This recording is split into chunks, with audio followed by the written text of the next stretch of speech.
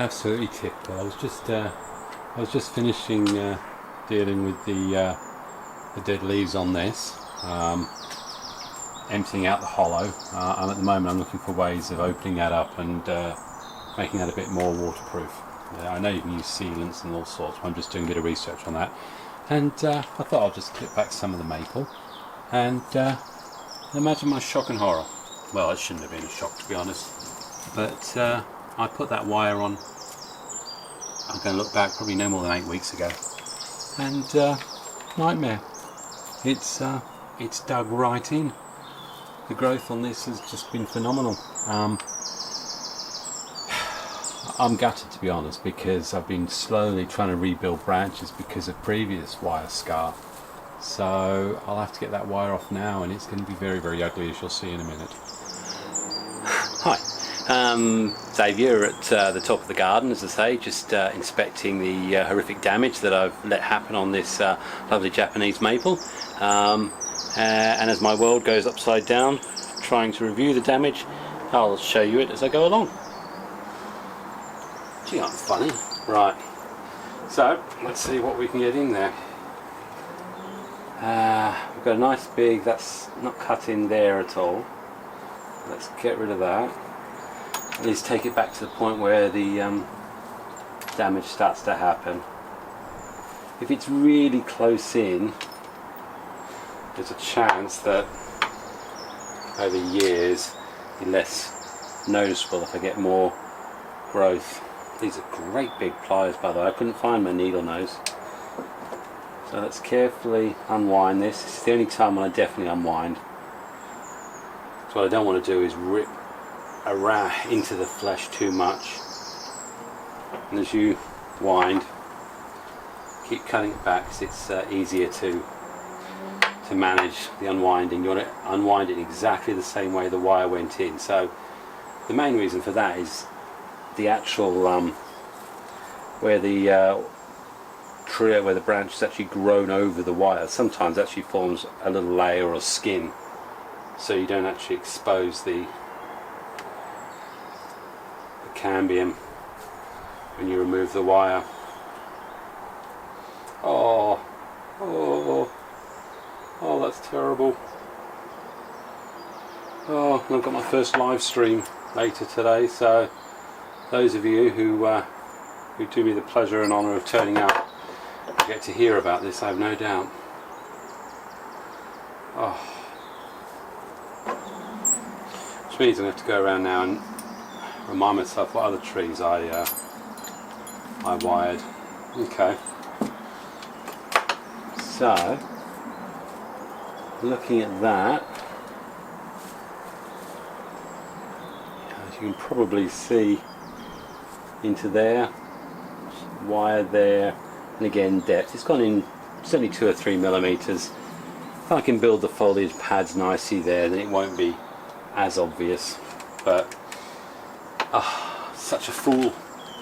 I think I even told you guys one of my early videos that, you know, never lose sight when you put wire on, and if there's ever a good reason for avoiding wire, this is probably it. But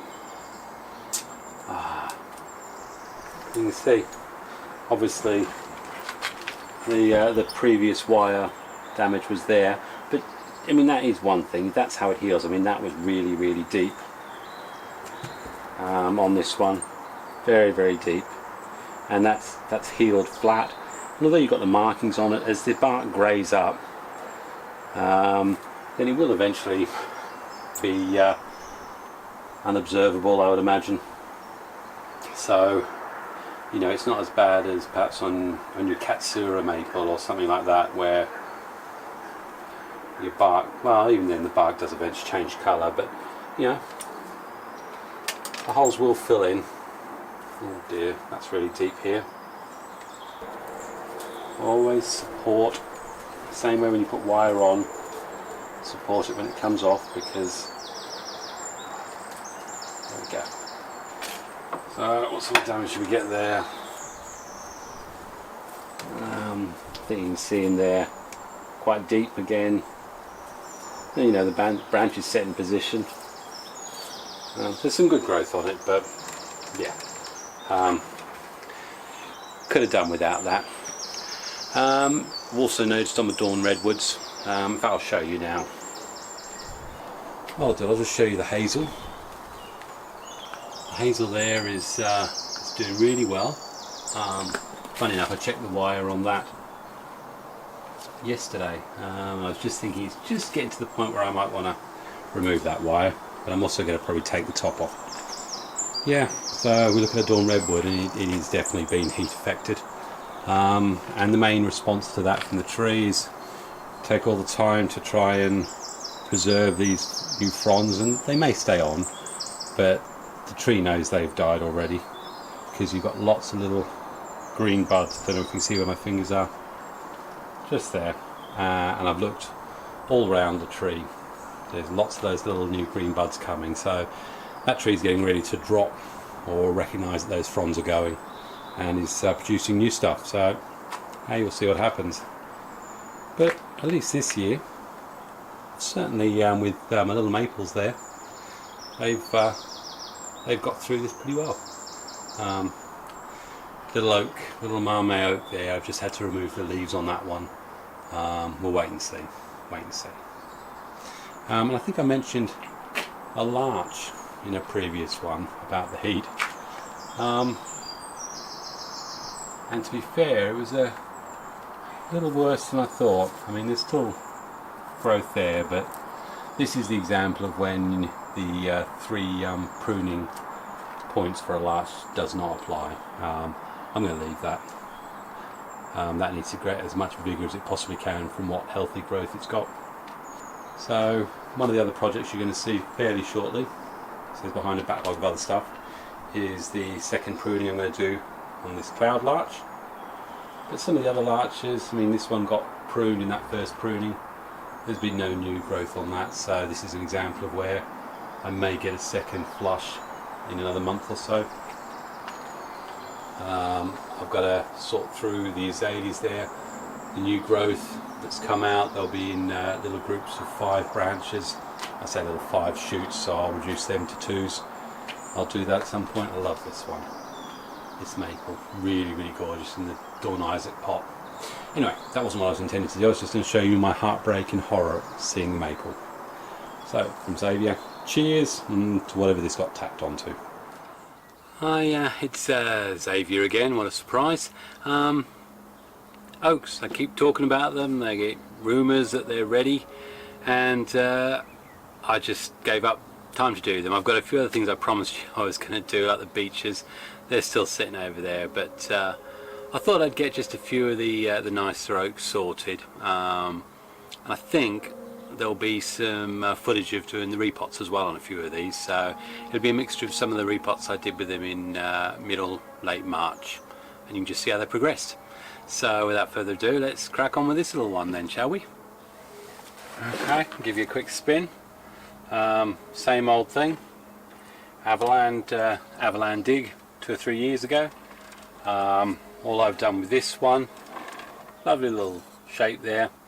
I'll keep it at this sort of height, but I just wanted to get some movement in the branches. So they've been wired. Wire's been on for a while, at least 3 months. Doesn't look like it's digging in quite yet, but I've checked on a few of the others that I wired, and seems to be holding its position. So I'm going to just going to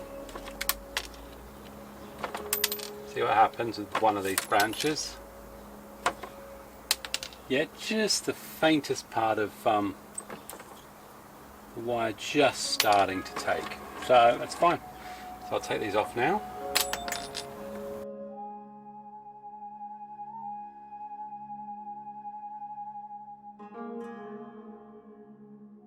Yeah, and just as I said, the place where it does start, and you'll probably just see a little faint, just there, there's a little indentation from the wire, and that's the areas that they creep up on you. You're so busy looking at all the branches where you don't see any wire that you forget to look right in those crevices. And if it's digging in there, then you know it's certainly set the basic position you want.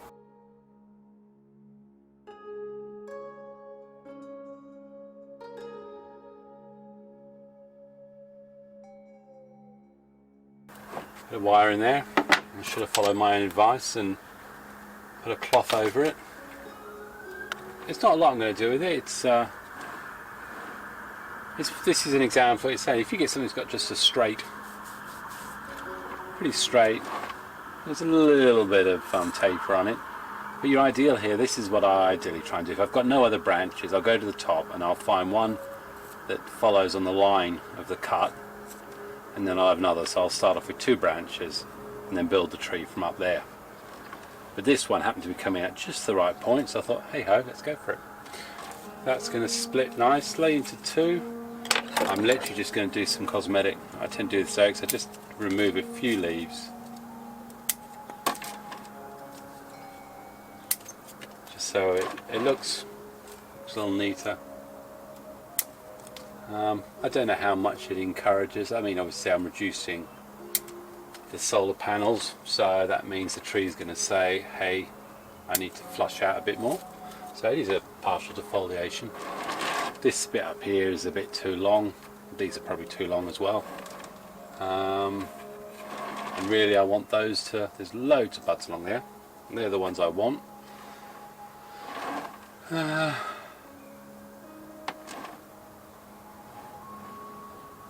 It's looking a bit ratty up there, so I am going to take, normally this isn't a problem, 1, 2, just beneath that knuckle, and hopefully we'll get something from there. But if we don't, I've got 1, 2, so I'm happy with that.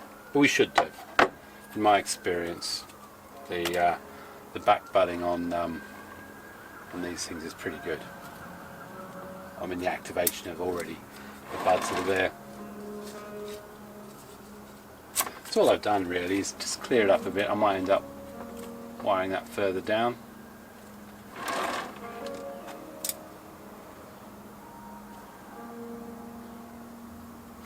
But that'll be fine for now. I'll give that a rest. And all I'll do now, get a couple of biogolds in there.